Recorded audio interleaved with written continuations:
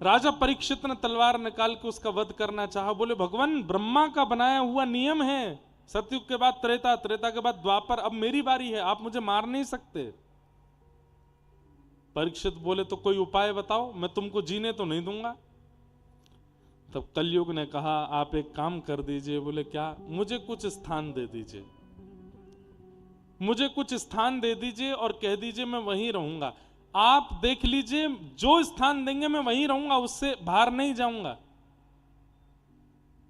5 स्थान कलयुग को प्रदान किए। कितने बड़े आश्चर्य की बात है, 5 स्थान हैं कलयुग के पास, लेकिन फिर भी कलयुग का प्रभाव पूरे विश्व पर है। इसका मतलब इन 5 स्थानों में से किसी एक स्थान में सही हमारा प्रवेश है। द्यूतम मानम स्त्रियः सूना, ये पहले 4 स्थान दिए।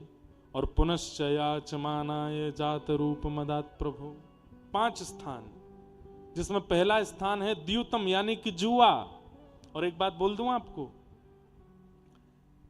पाप का एक स्वभाव है, जब तक आपने सुना ना हो कि ये करने से पाप होता है, तो कई बार पाप 90% नहीं लगता, 10% लगता है। जैसे छोटे बालक कभी कभी जीव हिंसा कर देते हैं, किसी छोटे कीड़े वकीड़े को पकड़ के मार देते हैं। अब उनको पता नहीं है कि ये पाप है, तो उनको पाप नहीं लगता। लेकिन जब पता चल जाता है, थोड़े बड़े हो जाते हैं, उनको बता दे भाई ये पाप है, नहीं करना, उसके बाद यदि मारें तो पाप लगता है। पता होने के बाद पाप 100% लगता है, और पता ना होने पर 10% लगता है।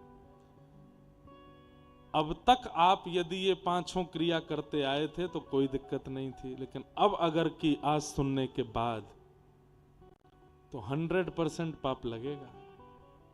इसलिए या तो पहले ही चले जाओ कि सुनना ही ना पड़े, लेकिन जब उठ के जाओगे तो थोड़ा ये सोच लेना, जब उठ के जाओगे तो लोग बाग देखेंगे नहीं, बताओ देखो पाप करना इसको ज्यादा जरूरी है, उठ के जा रहा है, तो उठ के मत जाओ, बैठे रहो, जबरदस्ती सुन के जाओ, कान खोल के सुनो।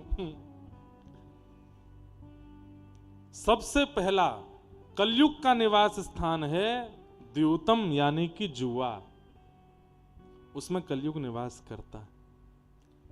जुआ का मतलब कोई खेल नहीं होता, जुआ का मतलब जहां पर धन दांव पर लगा दिया जाए वो जुआ है। अब चाहे वो जहां भी हो, जहां पर धन दांव पर लगा है वो जुआ है। द्यूतम। दूसरा स्थान पानम, मदिरा पान, पीला पानी पीते हैं लोग, उसमें कलयुग का निवास है। उसके साथ साथ ये नशीले जितने भी पदार्थ हैं उनका सेवन करना, उसमें कलयुग का निवास है। द्यूतम पानम स्त्रिय, विवाह लिया, अग्नि के फेरे, पति पत्नी हो गए, उसके उपरांत भी पर स्त्री के प्रति या पर पुरुष के प्रति भाव रखना, इसमें कलयुग का निवास है। और हिंसा में कलयुग का निवास है। विवाद करना, जबरदस्ती की लड़ाइयां करना, कलेश करना, किसी के साथ लड़ना झगड़ना, बहुत ज्यादा उपद्रव करना, इसमें कलयुग का निवास है। और 5वां और अंतिम स्थान है बिना मेहनत के धन कमाना, बिना परिश्रम के धन अर्जन करना, ये 5 स्थान है।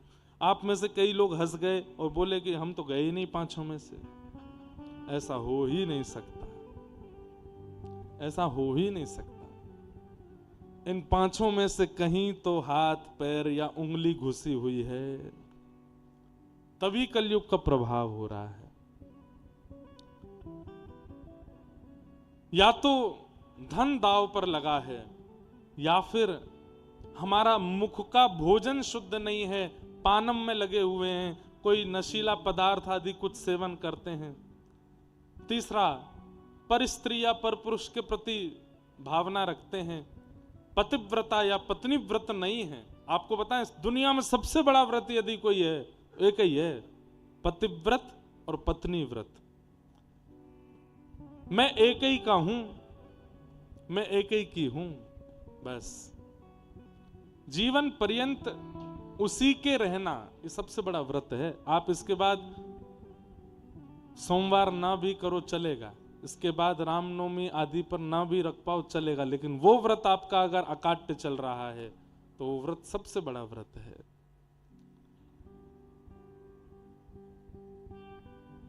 स्त्रिय सूना, हिंसा ना करना। कई लोग हैं छोटी छोटी बात पर विवाद करते हैं, लड़ते हैं, झगड़ते हैं, उनको आनंद आता है, उनको मजा आता है कि लड़ाई हो, इसका मूड फूटे, दो चार लोग भिड़ जाएं आपस में, इसके कपड़े फटें, इसके बाल खींचें, पुलिस आवे, थोड़ी लाठी बरसे, तब तो थोड़ा मजा आवेगा। कई लोग ऐसे होते हैं, कथा में भी कई लोगों का ऐसा भाव होता है, महाराज जी ज्यादा रस की बातें नहीं, थोड़ा मार धाड़ भी थोड़ी सुनाया करो। भीम दुर्योधन का युद्ध कैसा हुआ, गदा वदा कैसी चल रही थी, बाण वाण उठा करके कैसे चलाए गए, थोड़ा ये भी। कई लोग पिक्चर और वो देखते हैं, उसमें भी उनको वही देखनी जिसमें जो है थोड़ी मारपीट हो रही हो, वो वाली पिक्चर दिखाओ जिसमें थोड़ी मारपीट हो, खून खराबा हो रहा हो। अरे आप करते नहीं है लेकिन आपको देखना प्रिय है, तो भी आप उस स्थिति में हो।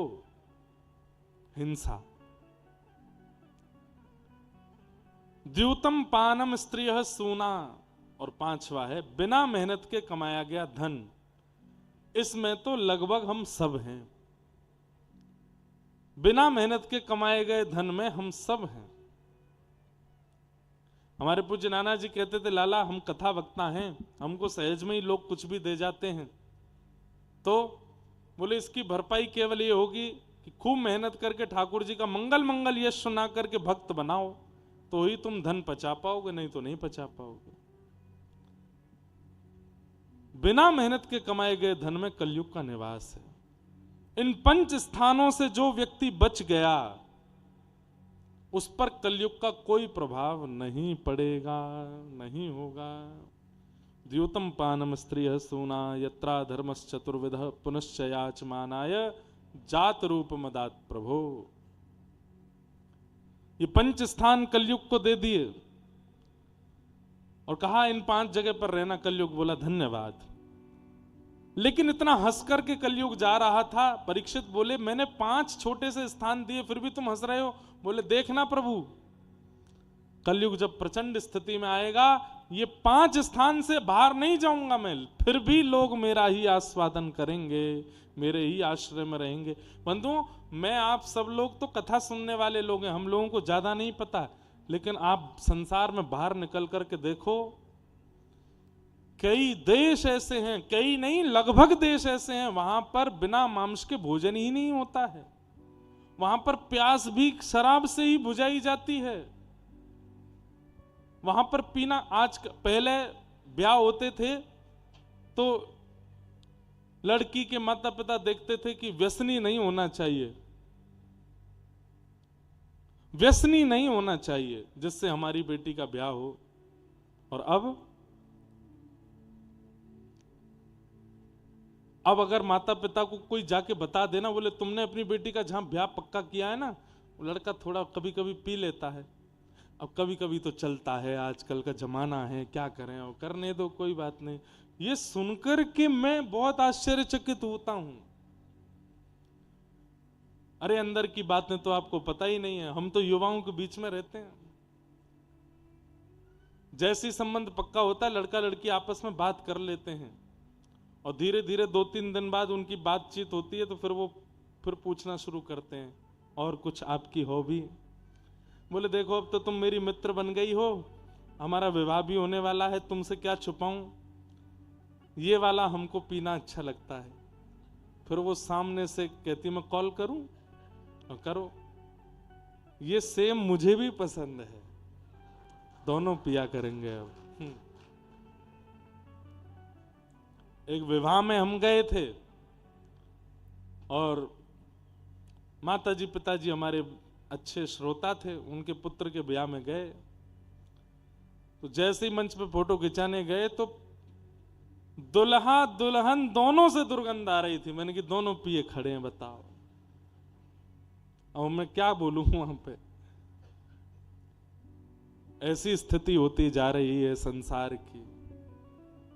बहुत भयावह समय आएगा बंधुओं। कुछ समय बाद ऐसी स्थिति आने वाली है कि हम क्या बताएं, आपको कुछ कह नहीं सकते हैं। बस अभी जो समय है, इस समय में हरि नाम लेकर के, गोविंद नाम लेकर के, कृष्ण नाम लेकर के बस इस संसार से जल्दी निकल लो, यहां से जल्दी निपट लो। ये संसार में दोबारा आना नहीं है, बहुत खतरनाक है ये संसार। हरि नाम से तेरा काम बनेगा,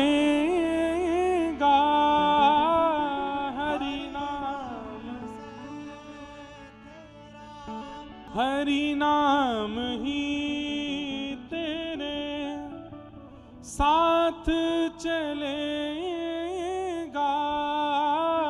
हरि नाम ही तेरे साथ चलेगा, हरि नाम लेने वाला, हरि नाम लेने वाला, हरि नाम गाने वाला, हरि नाम गाने वाला, ओ हरि का है प्यारा,